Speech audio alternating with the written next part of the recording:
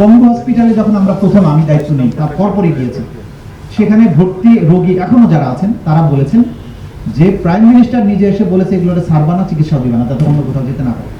এটার আবার ব্যাখ্যা দিয়েছিলাম, অনেকে আবার এটা ভুল ব্যাখ্যা করেছেন, নো রিলিজ নো ট্রিটমেন্ট। এটা আবার বলেছেন উনি পজিটিভ অর্থে বলেছেন, না উনি পজিটিভ অর্থে বলেননি, উনি বলেছেন চিকিৎসাও দিবা না, উনি বলেছেন এখান থেকে বাইরে যেতে দিবা না, কারণ বাইরে গেলে তো চিকিৎসা পাবে। পা পচে গেছে, গ্যাংগ্রিন হয়ে যাচ্ছে, সেই রোগীকে কোনো চিকিৎসা দেয়নি।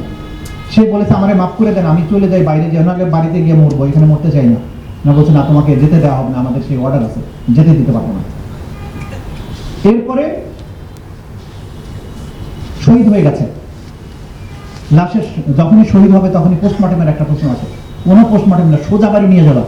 মৃত্যুর সার্টিফিকেটের মধ্যে লিখতে বাধ্য করেছে যে মৃত্যুর কারণ করোনা হয়েছে, মৃত্যুর কারণ হার্ট অ্যাটাক হয়েছে, গুলিতে মারা গেছে, মাথা খুলি উড়ে গেছে, বুক ছিদ্র হয়ে গেছে, মৃত্যুর কারণে লেখা হয়েছে যে করোনায় মারা গেছে, হার্ট অ্যাটাকে মারা গেছে, এগুলো করেছে।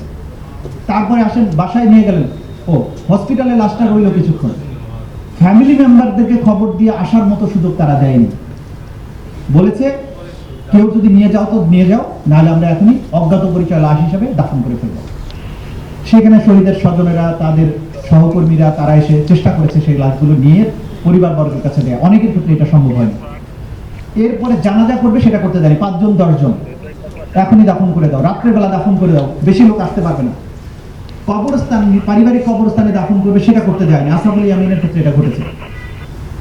এই যে প্রক্রিয়ার মধ্য দিয়ে তাহলে আপনি বিচার করবেন কিভাবে? তাহলে আপনার মৃত্যুর সার্টিফিকেটে লেখা আছে হার্ট অ্যাটাক, পোস্টমর্টম হয় নাই, চিকিৎসা হয় নাই, তার মানে এগুলো বিচার হবে না? ক্রাইমস এগেইনস্ট হিউম্যানিটি বা গণহত্যার যখন বিচার হবে তখন এগুলো কোনো সাবজেক্ট ম্যাটার না, বরং আমরা এগুলো যখন প্রমাণ করব যে তাকে চিকিৎসা নিতে দেওয়া হয় নাই, এটাই প্রমাণ করবে যে এখানে গণহত্যা কি পদ্ধতিতে, কি সিস্টেমে এটা হয়েছে। এই যে বিচারের প্রক্রিয়াটা, এগুলো শেষ করে তদন্ত রিপোর্ট দাখিল করতে হয়। যে গুলি করেছে এখানে শুধুমাত্র সে আসামি না, যে গুলি করে নাই বা দেখেও নাই হয়তো চোখে, কিন্তু কমান্ড দিয়েছে গণভবনে বসে, সে 1 নম্বর আসামি। এইটাই হচ্ছে গণহত্যার বিচারের সাথে সাধারণ বিচারের পার্থক্য। তাহলে আমাদের প্রথম তদন্ত রিপোর্ট 6 মাসের কম সময় আমরা পেয়েছি। 4টা মামলার বিচার কার্যক্রম চলছে এই মুহূর্তে। আপনারা অনেকেই বলেন বিচার দৃশ্যমান দেখি না, বিচার দৃশ্যমান। 4টা মামলার ওপেন বিচার চলছে, আমরা লাইভ সম্প্রচার করেছি কিছু কিছু অংশ।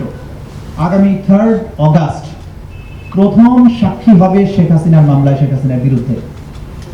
এবং পরবর্তী খুব অল্প সময়ের মধ্যে আমরা আশা করছি যে আমরা এত সিলেক্টিভ ওয়েতে শেখ হাসিনার মামলা সাক্ষী দেওয়ার জন্য বাংলাদেশের মোটামুটি 18 কোটির মধ্যে 10 কোটি লোক সাক্ষী দেওয়ার জন্য রেডি আছে।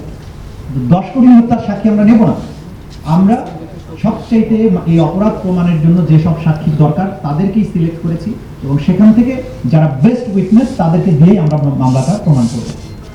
এই মামলা প্রমাণ করতে গিয়ে বিচারের যেমন একটা দাবি আছে, প্রচন্ড দাবি আছে। আমরা শহীদদের এই ভিডিও আজকে দেখেছি, কি মনে হচ্ছে যে এদেরকে এক্ষুনি তো পারলে ফাঁকি দেওয়া উচিত। কিন্তু যখন আমরা বিচার করতে যাব আমাদেরকে কিন্তু আবার আবেগটা কন্ট্রোল করতে হয়, কারণ আমাকে ইন্টারন্যাশনাল যে ইয়ার্ডস্টিক আছে বিচারে, গণহত্যার বিচারে, সেটা আবার মানতে হবে। তা না হলে আমাদের দেশের জনগণের বাইরেও বিশ্বব্যাপী একটা অডিয়েন্স আছে যারা আমাদেরকে স্ক্যানার দিয়ে প্রতি মিনিটে স্ক্যান করে যে আমাদের বিচারটা সঠিক রাস্তায় আছে কিনা। আন্তর্জাতিক সম্প্রদায় আছে, জাতিসংঘ আছে, ICC আছে, বিভিন্ন আন্তর্জাতিক মানবাধিকার সংগঠন আছে, বিভিন্ন রাষ্ট্র আছে, ইউরোপীয় ইউনিয়ন আছে, আমেরিকা আছে।